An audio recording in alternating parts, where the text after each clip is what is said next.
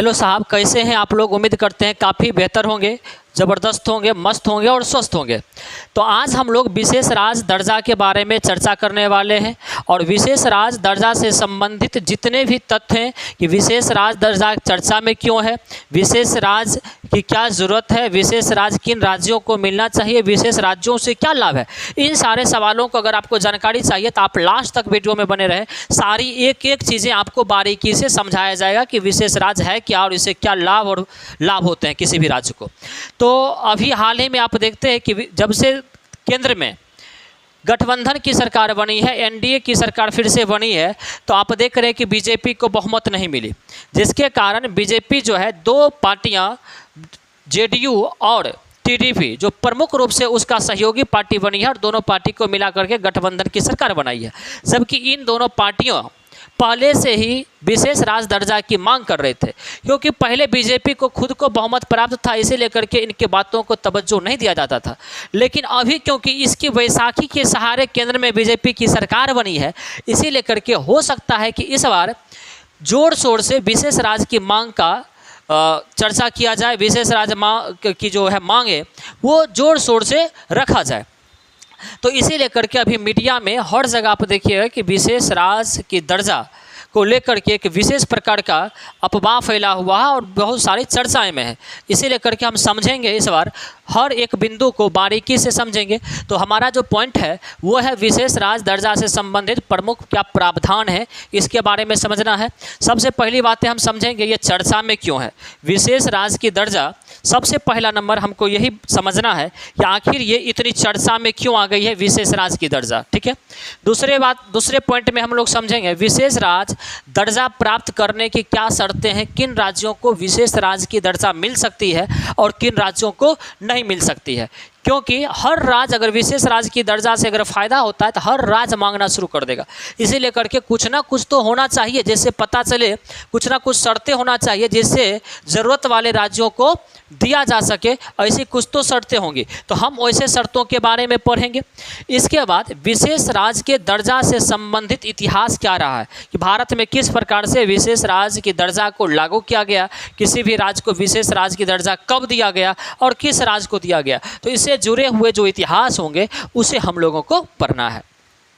उसके बाद विशेष राज्य के दर्जा प्राप्त होने के बाद किसी भी राज्य को कैसा लाभ मिलता है, कौन कौन से लाभ मिलते हैं, इस लाभ के बारे में पढ़ना है। और सबसे अंत में पढ़ना है कि बिहार की मांग जो विशेष राज्य की दर्जा का है वो सही है या गलत, इसके बारे में हम लोग समझेंगे कि बिहार जो विशेष राज्य की मांग कर रही है क्या वो जायज़ मांग है, जो नियम है जो कानून है उसको फॉलो बिहार कर रहा है, या फिर ऐसे ही विशेष राज्य दर्जा की मांग किया जा रहा है। तो ये सही है गलत, इसके बारे में हमें जानकारी लेना है। तो सबसे पहले हम लोग देखेंगे कि ये चर्चा में क्यों है, ये चर्चा में क्यों है।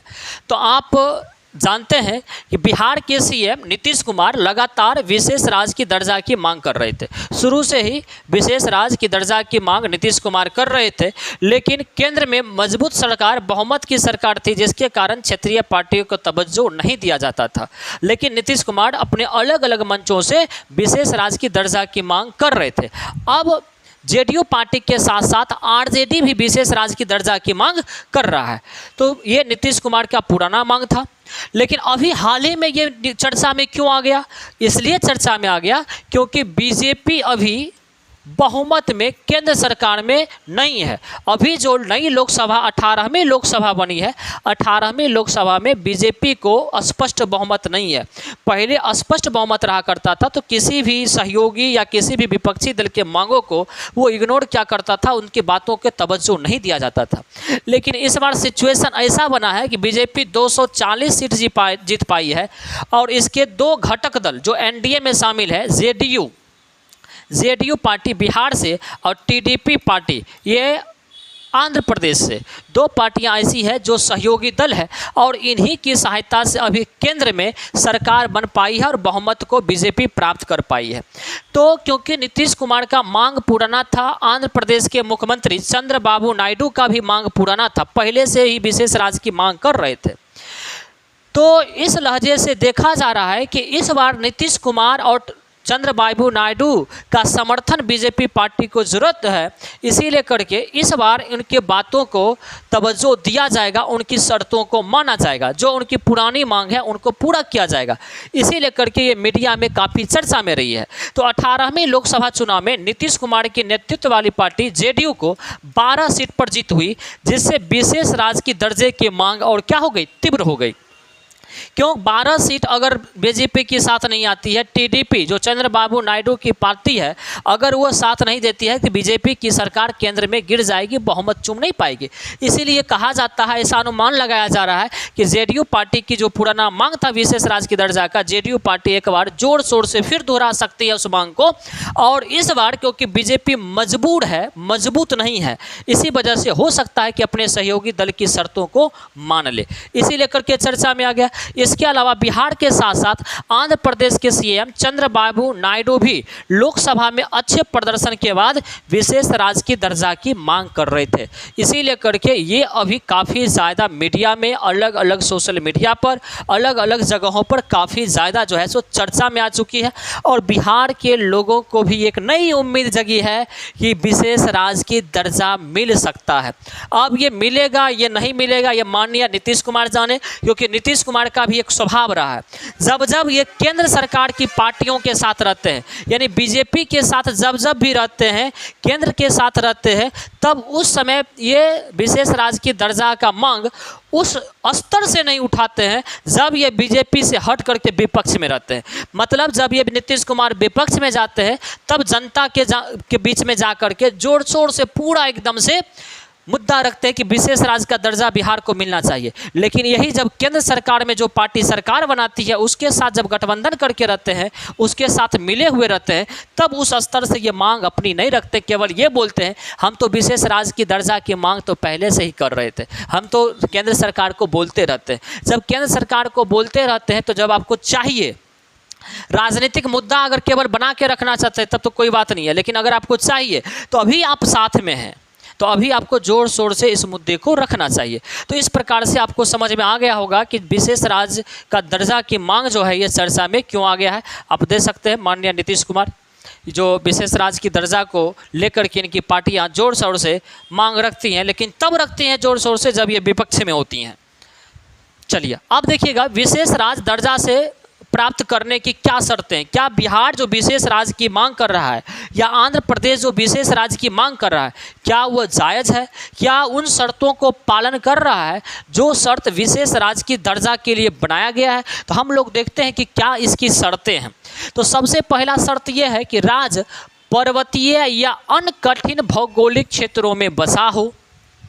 मतलब वो राज्य जो पर्वतीय क्षेत्र में बसा हो, जहाँ पर आवागमन की सुविधा कम हो, जहाँ पर बुनियादी सुविधा कम हो, और इसके अलावा जिसकी भौगोलिक क्षेत्र काफ़ी कठिन हो।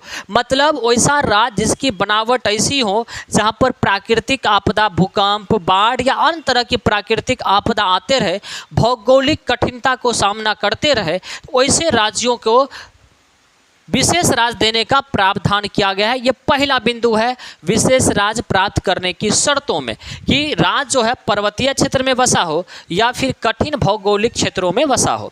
सेकेंड पॉइंट है राज्य आर्थिक एवं बुनियादी ढांचों के तौर पर अविकसित हो। राज्य आर्थिक एवं बुनियादी ढांचों के तौर पर अविकसित हो।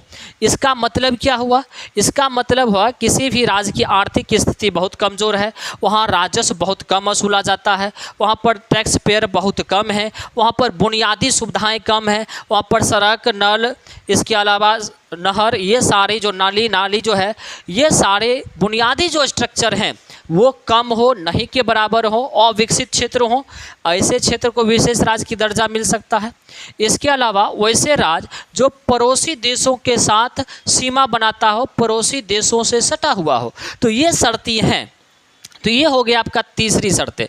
चौथा शर्त, उस राज्य की आबादी कम हो, आबादी कम हो और आदिवासियों की आबादी क्या हो, ज़्यादा हो। सबसे पहला बात इसमें इस लाइन में ये है कि उस राज्य का, जिस राज्य को विशेष दर्जा देने की बात कही जा रही है, उसकी आबादी कम हो और कम आबादी में भी आदिवासियों की आबादी क्या हो, अधिक हो। ठीक है।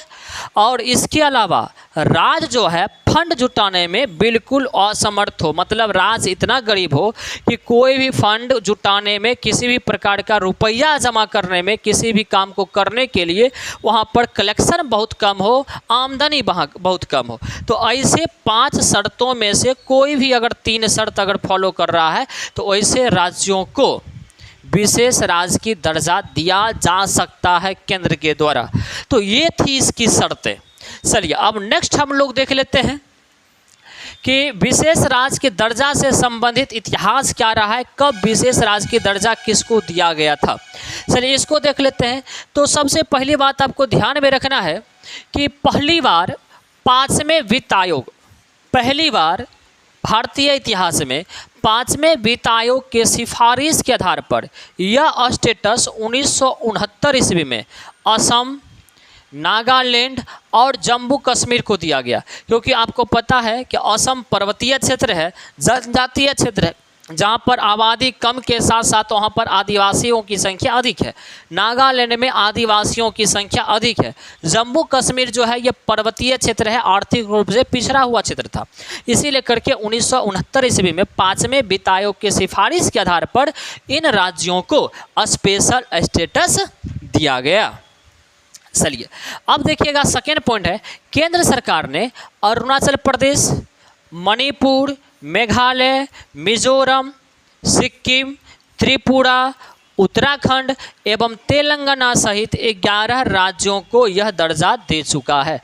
तो अभी तक 11 राज्यों को कुल मिलाकर के स्पेशल स्टेटस मिला हुआ है, विशेष राज्य का दर्जा मिला हुआ है। इस बात को हमें ध्यान में रखना है साहब। चलिए अब आगे हम लोग देख लेते हैं। ये तो हो गया इतिहास की बात कि 1969 में पहली बार मिला, उसके बाद क्रम दर क्रम बढ़ता गया और विशेष राज्य की दर्जा प्राप्त करने वाले राज्यों की संख्या जो हो गई वो 11 हो गई।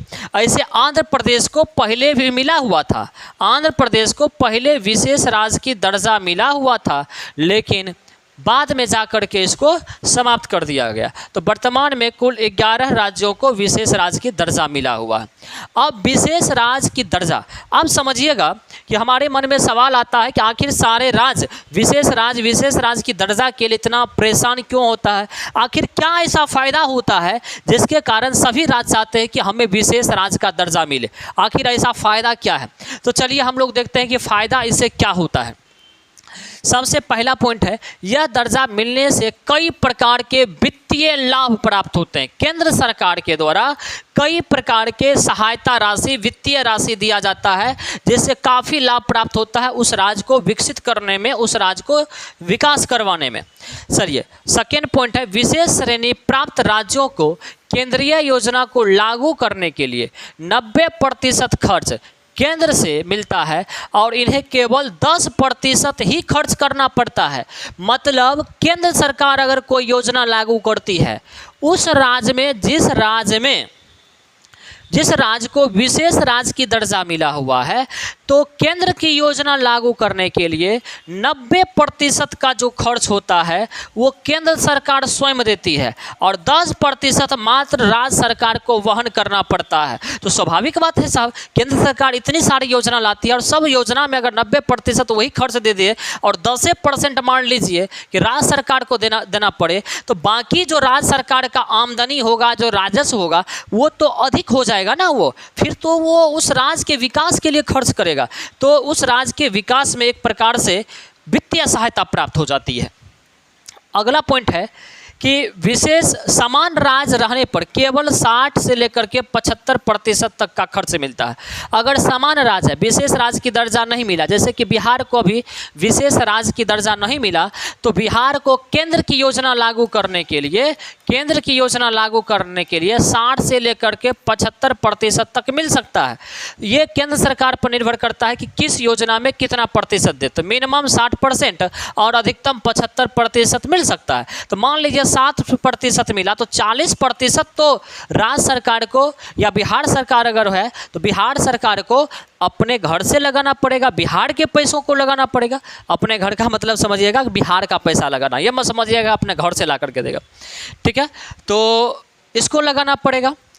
अब देखिएगा तो फायदा यहाँ पे हो रहा है, देख लीजिए, जहाँ 40% लग रहा है अलग से, वहाँ 10% लग रहा है अलग से राज्य सरकार को, तो 30% का डिफरेंसेज हो जाता है। बहुत बड़ी ये रकम होती है 30% का डिफरेंसेज।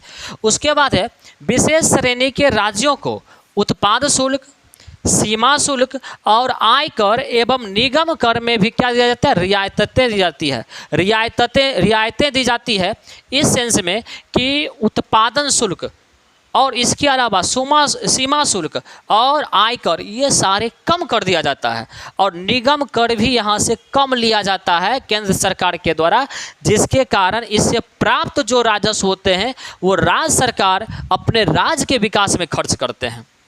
अगला है केंद्र के कुल बजट का 30% हिस्सा सिर्फ विशेष श्रेणी के राज्यों को दिया जाता है। अगर मान लीजिए 100% अगर आमदनी हुआ तो इसमें से 30% टोटल खर्च जो किया जाएगा वो विशेष राज्य जो प्राप्त, जिस राज्य को दर्जा प्राप्त है उस राज्य में खर्च किया जाएगा, जबकि 70% रेस्ट जो होगा वो सभी राज्य और केंद्र शासित प्रदेशों में खर्च किया जाएगा। तो इस प्रकार से आप देख लीजिए कि एक अमाउंट का विशेष भाग विशेष राज्यों के लिए खर्च किया जा रहा है।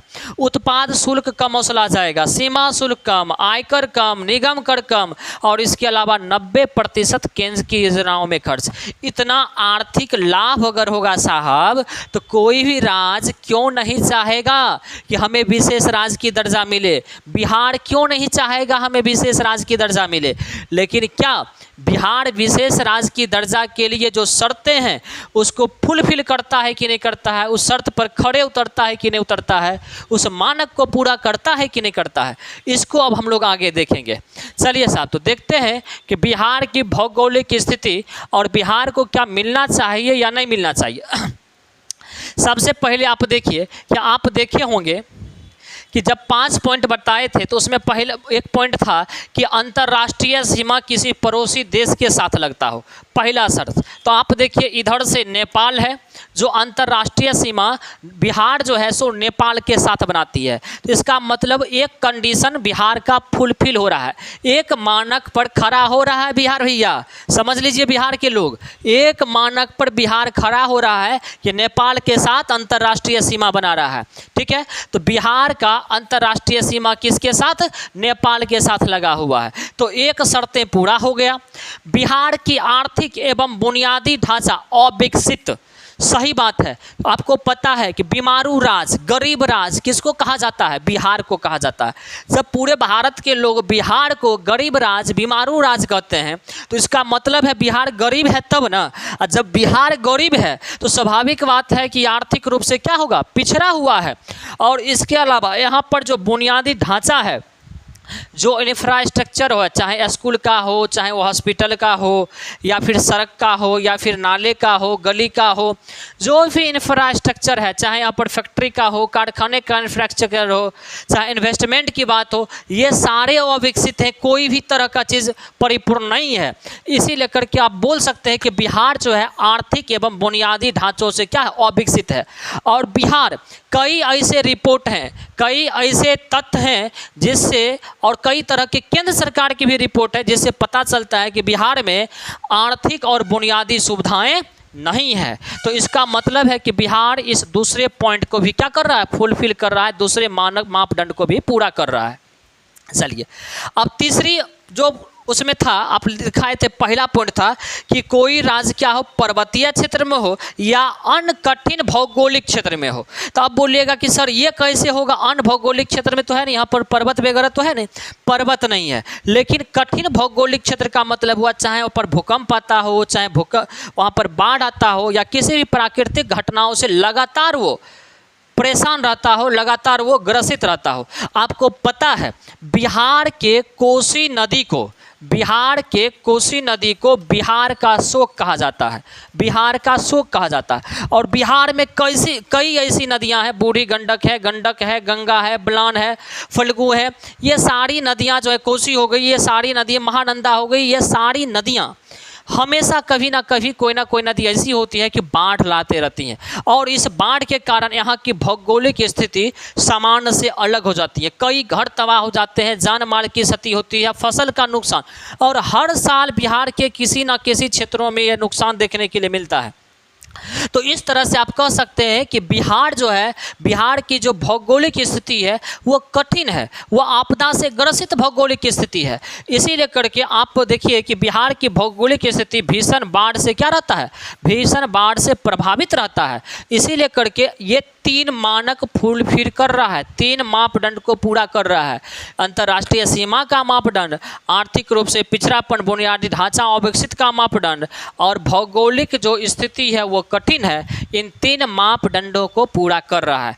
तो जब 3 मापदंडों को पूरा कर रहा है तो आप बताइए कि बिहार को स्पेशल राज्य का दर्जा मिलना चाहिए या नहीं मिलना चाहिए। ये बातें आप कमेंट बॉक्स में ज़रूर लिखिए कि बिहार का जो स्पेशल स्टेटस की जो मांग है वो गलत है या सही है। ये आप कमेंट में ज़रूर लिखिएगा ताकि हमें लगे कि आप भी बिहार के बारे में थिंक कर रहे हैं, बिहार के बारे में सोच रहे हैं।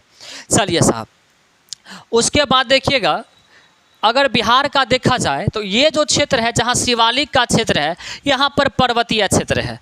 यहाँ जो नीचे है आपको पता है, यहाँ पर कैमूर की पर्वत श्रेणी जो विंध्याचल का हिस्सा, कुछ यहाँ का हिस्सा पर्वतीय है। जो यहाँ पर आप देखिएगा खड़गपुर की पहाड़ी जो मुंगेर के पास है, खड़गपुर की पहाड़ी यहाँ पर पर्वतीय है। तो कहीं पर कुछ पर्वतीय क्षेत्र भी है और कहीं पर भयंकर बाढ़ भी आती है, जिसके कारण पूरी तरह से बिहार जो है भौगोलिक स्थिति एक कठिन रूप में तैयार करके बिहार को मिलता है। इसीलिए करके बिहार को स्पेशल राज्य की दर्जा जो है, दर्जा की मांग, ये सही है या गलत है, आप जरूर लिखिएगा। चलिए अब हम लोग देख लेते हैं कि आखिर बाढ़ से नुकसान क्या होता है। आप देख सकते हैं कोसी नदी का उफान, देख रहे पूरा घर जो है सो तबाह हो गया, पूरी घर इस जल में समाहित हो चुका है। ये सड़क है, सड़क आपको किसी एंगल से नहीं दिखता होगा। इसीलिए करके देख सकते हैं कि आप कितनी तबाही बिहार में मचाती है, खास करके उत्तर बिहार में। अब बाढ़ के प्रभाव से एक रिपोर्ट में बताया गया है कि बाढ़ के प्रभाव से बिहार में साल 2010 से लेकर के 2019 तक बाढ़ से बिहार में 2025 करोड़ रुपया की फसल बर्बाद हो चुकी है। 2010 से लेकर के 2019 तक 2025 यानी 2025 करोड़ का फसल बर्बाद हो चुका है। अब समझिए कि ये फसल कमोबेश हर साल बर्बाद होता है इतना, तो इसका मतलब है बिहार को कितना आर्थिक नुकसान उठाना पड़ता होगा।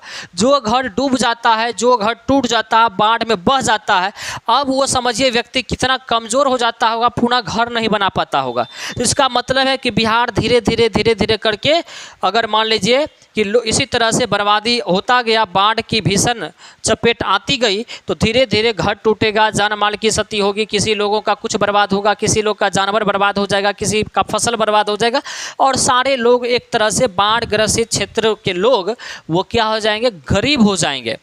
और बाढ़ के कारण 430.59 करोड़ रुपया की सार्वजनिक संपत्ति, जैसे कि स्कूल हो गया, कॉलेज हो गया, सड़क हो गया, रेल हो गया, ये सारी संपत्ति का भी बर्बाद हुआ है 430.59 करोड़ को। अगर देखा जाए तो कुल मिलाकर के आप देखिएगा लगभग 2100 करोड़ का दोनों मिलाकर के आर्थिक नुकसान कुल मिलाकर के हुआ है। तो आप समझ सकते हैं कि कितना बड़ा आर्थिक नुकसान बिहार का है। तो क्या इस आधार पर बिहार को विशेष राज्य की दर्जा मिलना चाहिए या नहीं मिलना चाहिए? तो अब हमें लगता है कि आपको समझ में आ गया होगा कि विशेष राज्य की दर्जा के क्या इतिहास हैं, क्या इसके शर्तें हैं, और बिहार क्या इसको फुलफिल कर पा रहा है कि नहीं कर पा रहा है। आप ज़रूर कमेंट बॉक्स में लिखिएगा। तब तक के लिए थैंक यू, टेक केयर। अब फिर मिलेंगे हम लोग नेक्स्ट वीडियो के साथ।